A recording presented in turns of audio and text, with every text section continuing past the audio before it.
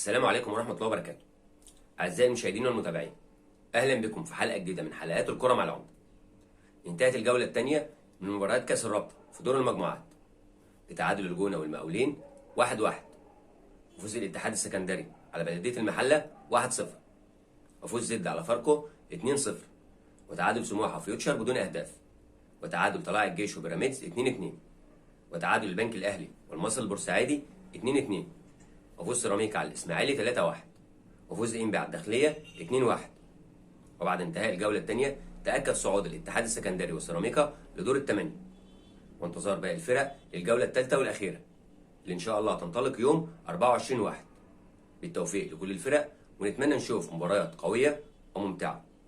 إلى اللقاء في حلقة جديدة من حلقات كرة مع العمدة.